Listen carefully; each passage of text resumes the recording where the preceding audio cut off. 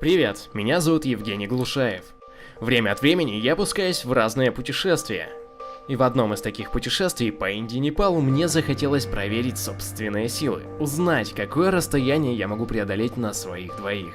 А чтобы двигаться было быстрее, а испытание было сложнее, я выбрал бег. Готовиться к путешествию пришлось с нуля, ведь последний раз, когда я бегал, это были пары физры в универе. К тому же, нужно было заработать деньжат на билеты, еду и снаряжение, проработать маршрут и хорошенько поработать над техникой бега. 7 месяцев я активно готовился к новому путешествию, и 31 марта 2017 года стартовал из города Владивостока.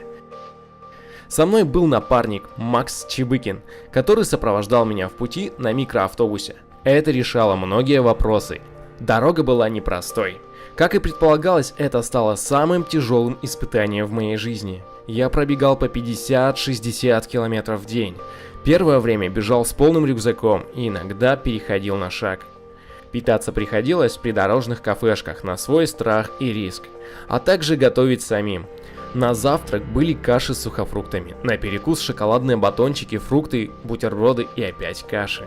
Каждые час-полтора пути были перекусы. В час обед, а по завершению дня ужин. Стираться и мыться приходилось как в речках, так и в кафешках. Редким исключением были городские отели, хозяева которых приглашали нас в гости абсолютно бесплатно. Спали же мы чаще всего в микроавтобусе, но и палатка пригодилась нам несколько раз. Каждые 3-4 дня я делал выходной, чтобы восстановить свои силы. Но были и вынужденные выходные. По погоде или из-за ремонта микроавтобуса. Я бежал почти в любую погоду. В снег, в дождь, снег с дождем, с ветром, в минусовую погоду и в жару под 30 градусов.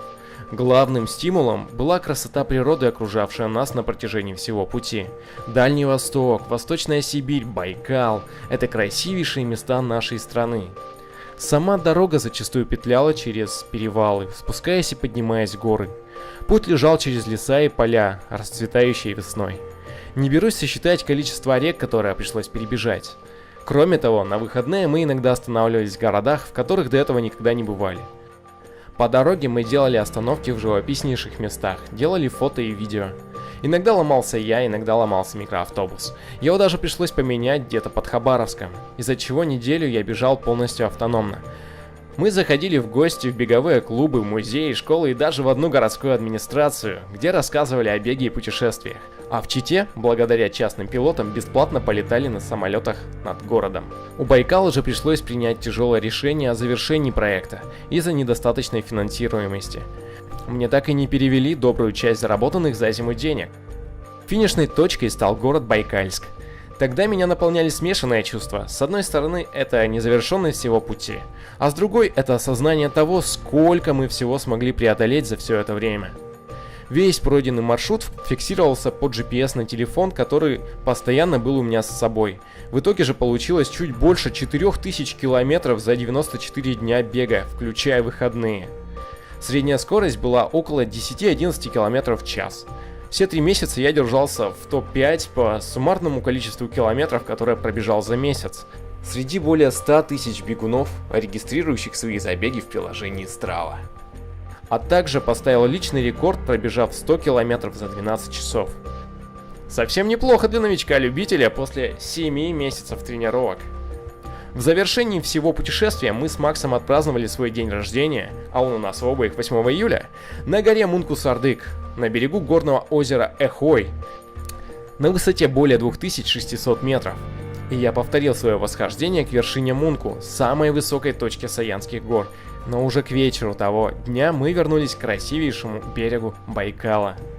Путешествие получилось незабываемым. Себе я доказал, что любой здоровый человек, имея хорошую силу воли, может добиться чего угодно. Ну, как минимум пробегать больше 1000-1500 километров в месяц. Напоследок хочу пожелать удачи и попутного ветра всем авантюристам и любителям приключений, которые раз за разом отправляются в новые увлекательные путешествия. Всем спасибо за просмотр этого видео и увидимся в пути. Пока-пока.